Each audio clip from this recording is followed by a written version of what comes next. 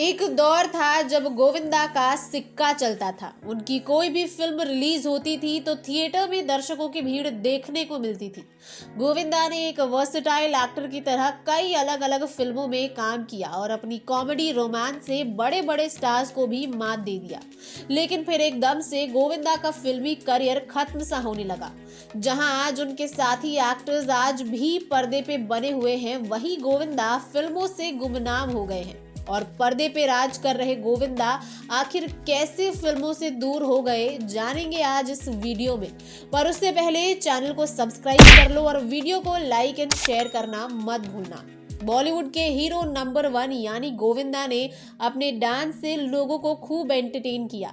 शायद ही बॉलीवुड में कोई दूसरा एक्टर होगा जो गोविंदा की तरह हाव भाव और अलग अलग अंदाज में एक्टिंग कर सके। 80 और 90 के दशक में गोविंदा ने कई सुपरहिट फिल्में दी। देखा जाए तो लगभग 3 दशकों तक हिंदी सिनेमा पर गोविंदा ने राज किया और लगभग 170 फिल्मों में काम किया। एक इंटरव्यू में गोविंदा ने कहा था, एक वक्त ऐसा भी था जब मैंने 70 फिल्में साइन की थी एक साथ, जिनमें से 8 से 10 फिल्में बंद हो गई और 4-5 फिल्में गोविंदा को डेट्स की कमी के कारण छोड़नी पड़ गई थी। बहुत कम लोग इस बात को जानते होंगे कि गोविंदा सिर्फ एक अच्छे एक्टर और डांसर ही नहीं बल्कि एक शानदार गायक भी है।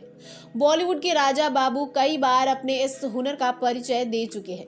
गोविंदा ने आंखें, हसीना मान जाएगी, शोला और शबनम जैसी फिल्मों में अपनी आवाज का जादू चलाया।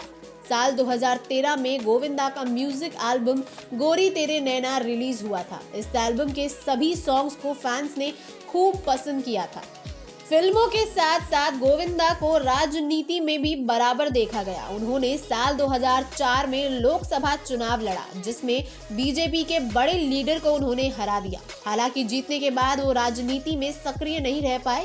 आखिर में उन्होंने 2008 में राजनीति छोड़ दी। गोविंदा को इस बात का दुख अभी भी है कि अगर वो राजनीति में नहीं आते तो शायद आज भी बड़े पर्दे पर उनका जलवा बरकरार रहता।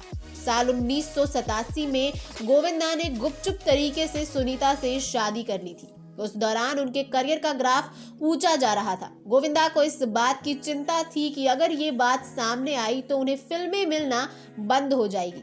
लिहाजा इस बात को उन्होंने कई साल तक छुपा कर भी रखा। पर फिर मां के कहने के बाद पूरी रीति रिवाज से गोविंदा ने दोबारा शादी की।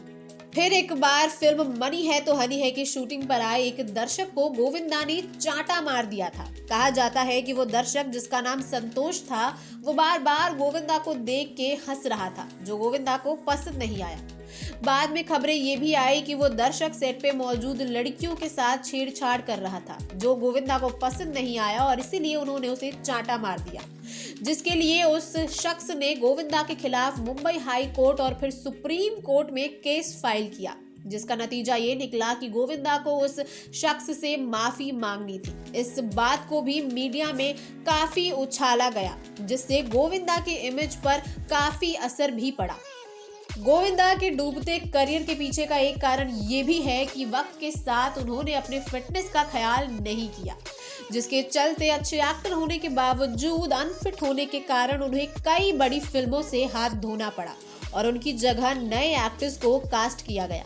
गोविंदा की आदतों की वजह से भी निर्देशक उनसे परेशान हो जाया करते थे, जिसने उनके करियर को नीचे गिराने में अहम भूमिका निभाई। सेट पे लेट आना और अकड़ में रहना, इन सब के चलते आज गोविंदा गुमनाम हो गए हैं।